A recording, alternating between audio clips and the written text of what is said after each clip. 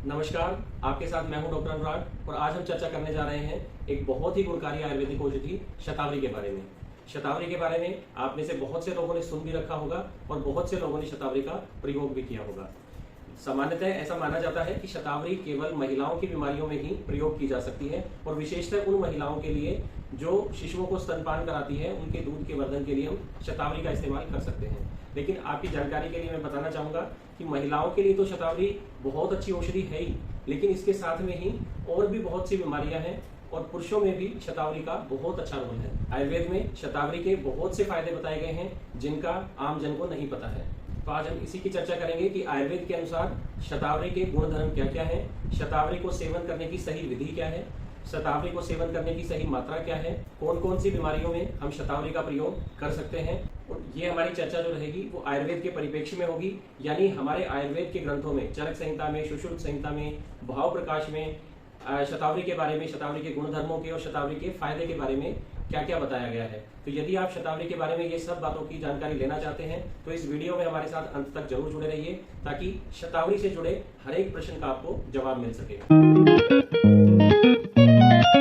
शतावरी का botanical name है asparagus रेसिमोसस, Hindi में इसे हम शतावर के नाम से जानते हैं। शतावरी की जड़ का प्रयोग हम औषधि के रूप में करते हैं, यानी शतावरी को जो हम औषधि के रूप में जो शतावरी का चूर्ण हम इस्तेमाल करते हैं वो शतावरी की जड़ का चूर्ण होता है। इसका जो रस बताया गया है वो मधुर और तिक्त बताया गया है, यानी शतावरी मीठे और कड़वे रस की होती है और इसका वीर्य शीत होता है, यानी शतावरी की जो तासीर है वो ठंडी है। और इसके जो गुण बताए गए हैं वो गुरु, स्निग्ध और मृदु। गुरु यानी पचने में भारी है और यह शरीर में स्निग्धता लाने वाली होती है। और शारीरिक दोषों की यदि बात की जाए कि शारीरिक दोषों पर शतावरी का क्या प्रभाव होता है, तो शतावरी को वात पित्त शामक माना गया है, यानी जिन व्यक्तियों में वात दोष बढ़ा हो और पित्त दोष बढ़ा हो और वात और पित्त दोष के बढ़ने के कारण होने वाली जिन व्यक्तियों में बीमारी है उन सभी व्यक्तियों में हम शतावरी का प्रयोग कर सकते हैं। तो अब हम जानेंगे कि शतावरी का किन किन बीमारियों में हम प्रयोग कर सकते हैं। सबसे पहले हम इसके बाह्य प्रयोग यानी इसका जो लोकल एप्लीकेशन है वो किन किन अवस्थाओं में हम कर सकते हैं इसके बारे में जानेंगे। शतावरी से जो सिद्ध तेल होता है, यानी शतावरी को पकाकर जो तेल तैयार किया जाता है, उसका प्रयोग वात व्याधियों में, यानी जैसे जोड़ों का दर्द हुआ, कमर दर्द है, उसमें शतावरी सिद्ध तेल का बहुत अच्छा उपयोग होता है। आपकी जानकारी के लिए मैं बताना चाहूंगा कि शतावरी का, जैसे कि हमने पहले वर्णन किया है कि संस्कृत में इसके बहुत पर्याय नाम दिए गए हैं, तो संस्कृत में एक पर्याय नाम इसका दिया गया है नारायणी। तो एक तेल का नाम आपने बहुत सुना होगा जो हम कॉमनली बहुत ज्यादा उसका प्रयोग करते हैं, नारायण तेल और महानारायण तेल। तो नारायण तेल का जो नाम नारायण तेल पड़ा है वो शतावरी का जो पर्याय है नारायणी उसके नाम से पड़ा है, क्योंकि नारायण तेल में शतावरी की प्रधानता है। यानी नारायण तेल को जब हम सिद्ध करके बनाते हैं तो उसमें बहुत सी आयुर्वेदिक औषधियां उसमें हम पका के बनाते हैं, लेकिन उन सभी औषधियों में सबसे ज्यादा जो मात्रा होती है वो शतावरी की होती है। तो जितने भी वात रोग हैं, जितनी भी वात व्याधियां हैं, जहां पर हमें दर्द हो और दर्द के साथ कृष्णता हो, स्नायुओं की कमजोरी हो, वहां पर हम नारायण तेल का प्रयोग करते हैं या फिर शतावरी से जो सिद्ध तेल है उसका हम प्रयोग करते हैं और उसका हमें बहुत अच्छा परिणाम मिलता है। ये जो शतावरी से सिद्ध तेल है वो मांसपेशियों की जो अशक्तता होती है, कृष्णता होती है, जैसे पैरालिसिस के बाद हमारे जो हाथ पैर हैं वो शिथिल हो जाते हैं, कमजोर पड़ जाते हैं, तो ऐसी परिस्थितियों के अंदर शतावरी से जो सिद्ध तेल होता है उसका बहुत अच्छा उपयोग होता है।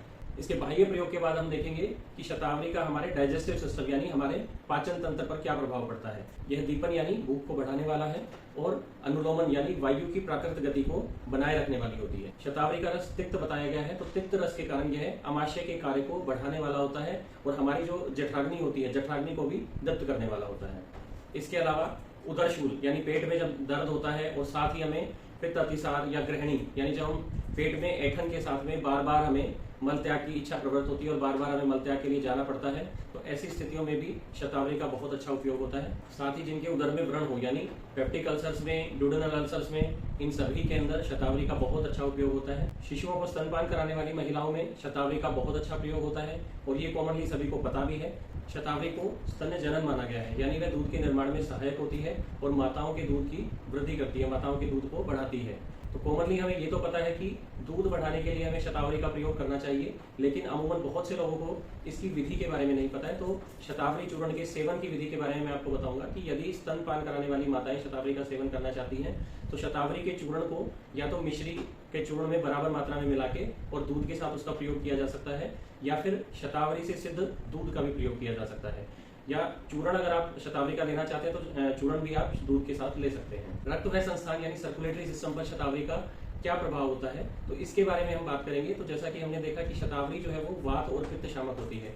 तो हाई ब्लड प्रेशर के जो रोगी हैं, जिनको हाई ब्लड प्रेशर बना रहता है, उसमें हम शतावरी का प्रयोग कर सकते हैं। शतावरी शीतवीर्य भी बताया गया है और शतावरी हृदय भी बताया गया है, यानी ये हृदय के लिए फायदेमंद है। हृदय की जो मांसपेशियां हैं उनको बल प्रदान करने वाली है। शतावरी को शोथहर यानी सूजन को कम करने वाला भी बताया गया है।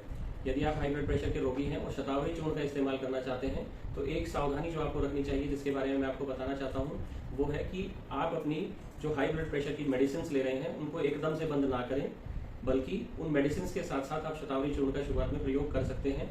और जब भी इस प्रकार के कोई रोगी, जो भी हाई ब्लड प्रेशर के रोगी हैं या फिर हार्ट से संबंधित जो भी रोगी हैं, वो इसका सेवन करने से पहले आयुर्वेदिक चिकित्सक से सलाह जरूर ले लें। प्रजनन संस्थान यानी रिप्रोडक्टिव सिस्टम पर शतावरी का किस प्रकार प्रभाव हो सकता है और प्रजनन संस्थान से संबंधित किन किन बीमारियों में हम शतावरी का प्रयोग कर सकते हैं, तो इसके लिए मैं आपको बताना चाहूंगा कि शतावरी को शुक्रवर्धक बताया है। यानी जिन पुरुषों में स्पर्म काउंट की कमी होती है उसमें हम शतावरी का प्रयोग कर सकते हैं, या चाहे तो वो शतावरी चूर्ण के रूप में प्रयोग कर सकते हैं या फिर शतावरी सिद्ध दूध के रूप में भी प्रयोग कर सकते हैं। महिलाओं में यदि हम शतावरी के प्रयोग के बारे में बात करें, तो शतावरी जो है वो हमारे गर्भाशय की जो मांसपेशियां हैं उनको बल प्रदान करने वाली होती है और शतावरी गर्भ को पोषण प्रदान करती है। और महिलाओं को जो रक्त प्रदर की समस्या होती है, यानी मासिक धर्म के दौरान जो ब्लड फ्लो होता है, जिनको ज्यादा आता हो, साथ ही पेट दर्द बहुत ज्यादा रहता हो मासिक धर्म के समय में, तो उन ऐसी परिस्थितियों में भी शतावरी का बहुत अच्छा प्रयोग होता है। जिन महिलाओं को गर्भ धारण करने में समस्या रहती हो, गर्भ धारण ना होता हो, जिन महिलाओं में बार बार गर्भस्राव होता हो या फिर गर्भपात बार बार होता हो, तो उन केसेस में भी शतावरी चूर्ण का बहुत अच्छा प्रयोग होता है। नेत्र रोगों में भी शतावरी का बहुत अच्छा प्रयोग हम कर सकते हैं। आयुर्वेद में शतावरी को चक्षुष्य बताया गया है, यानी यह नेत्र रोगों में बहुत लाभकारी होती है। आंखों से संबंधित समस्याओं में हम शतावरी घृत का प्रयोग कर सकते हैं या फिर शतावरी से सिद्ध दूध का भी प्रयोग कर सकते हैं। शतावरी को रसायन बताया गया है, यानी यह हमारी जो धातुएं हैं उनको पुष्ट करने वाला होता है। जो हमें सप्त धातु जो आयुर्वेद में बताई गई है, यानी रस, रक्त, मांस, मेद, अस्थि, मज्जा और शुक्र, इन सभी धातुओं को शतावरी पुष्ट करने वाली होती है और यह वय स्थापन करने वाली है। यानी शतावरी में एंटी एजिंग प्रॉपर्टीज होती है जो हमारी आयु को बढ़ाती है और हमें युवा रहने में मदद करती है। और यह हमारे शरीर की रोग प्रतिरोधक क्षमता यानी हमारी इम्यूनिटी को इंक्रीज करती है, हमारी इम्यूनिटी को बढ़ाती है। जिनको शरीर में कमजोरी महसूस होती है, यानी बहुत से लोग होते हैं जिनको समस्या रहती है कि जिनके हाथ पैरों में दर्द रहता है, कुछ भी काम करने की इच्छा नहीं करती, तो ऐसी स्थितियों में भी शतावरी का हम बहुत अच्छा प्रयोग कर सकते हैं। शतावरी को मेद बताया गया है, यानी शतावरी मानसिक तनाव को कम करती है, स्ट्रेस को कम करती है और जो मेमोरी लॉस की समस्या होती है, यानी जिसकी याददाश्त कम होती है, उनमें भी शतावरी का बहुत अच्छा उपयोग हो सकता है। तो अभी हमने जाना कि किन किन बीमारियों में हम शतावरी का प्रयोग कर सकते हैं, लेकिन अब हम जानते हैं कि शतावरी को के सेवन करने की सही मात्रा क्या है और सेवन करने की सही विधि क्या है। यदि हम शतावरी को चूर्ण के रूप में लेना चाहते हैं, तो आधा से 1 चम्मच शतावरी चूर्ण सुबह शाम दूध के साथ हम ले सकते हैं। शतावरी चूर्ण का प्रयोग हम शतावरी चूर्ण में बराबर मात्रा में मिश्री का चूर्ण मिलाकर उसे हम दूध के साथ भी हम प्रयोग कर सकते हैं। लेकिन ये आप सावधानी रखें कि यदि आप मधुमेह के रोगी हैं, यदि आप डायबिटीज के रोगी हैं, तो उसमें मिश्री ना मिलाएं। शतावरी सिद्ध दूध हम किस प्रकार बना सकते हैं, तो उसकी विधि के बारे में मैं आपको बताना चाहूंगा कि शतावरी सिद्ध दूध के लिए हम 1 चम्मच शतावर चूर्ण, उसमें आधा कप दूध और 2 कप पानी हम डाल के, तीनों चीजों को डाल के हम अच्छे से उबालते हैं। और जब वो उबल के दूध केवल शेष रह जाए, यानी आधा कप जब शेष रह जाए, तो उसे हम छान के उसमें स्वाद के अनुसार मिश्री डालकर हम प्रयोग कर सकते हैं। शतावरी से सिद्ध घृत भी हम बना सकते हैं, घर पे भी बना सकते हैं और शतावरी सिद्ध घृत हमें मार्केट में भी उपलब्ध हो जाता है। तो यदि हम शतावरी सिद्ध घृत अगर हम लेना चाहते हैं, तो 1-1 चम्मच सुबह शाम खाना खाने से पहले हम शतावरी घृत का प्रयोग कर सकते हैं। और विशेषतः जो उदर के जो व्रण होते हैं, जो अल्सर्स होते हैं, जो आपने बताया पेप्टिक अल्सर्स हैं या फिर डुडेनल अल्सर हैं, उसमें या फिर नेत्र रोगों में हम शतावरी घृत का प्रयोग करते हैं। शतावरी का सेवन किन व्यक्तियों को नहीं करना चाहिए, तो इसके बारे में मैं आपको बताना चाहूंगा कि जिन व्यक्तियों को कफ प्रकृति हो और जिन व्यक्तियों के शरीर में कफ दोष के बढ़ने के कारण बीमारियां उत्पन्न हुई हो, उसमें शतावरी का प्रयोग हमें नहीं करना चाहिए। और जिनमें मेद धातु बढ़ी हुई हो, यानी जिनमें स्थूलता हो, जिनमें मोटापा हो, ऐसे व्यक्ति भी शतावरी का सेवन सावधानी पूर्वक करें। तो इस वीडियो में हमने शतावरी के बारे में विस्तृत रूप से जाना कि शतावरी का प्रयोग कौन कर सकता है, कौन व्यक्ति शतावरी का प्रयोग नहीं कर सकता और शतावरी के सेवन की सही विधि क्या क्या है। तो आशा करता हूं कि शतावरी से संबंधित आपको अपने सभी सवालों के जवाब मिल गए होंगे और आपको ये वीडियो पसंद आई होगी। प्रमाणिक आयुर्वेद अपनाएं, अपना शरीर स्वस्थ बनाएं। तो अगली वीडियो में हम फिर से लेकर आएंगे एक ऐसी ही चर्चा जो प्रमाणिक होगी, आयुर्वेद के अनुरूप होगी, सही होगी और आपके और आपके परिवार के लिए हितकारी होगी। नमस्कार।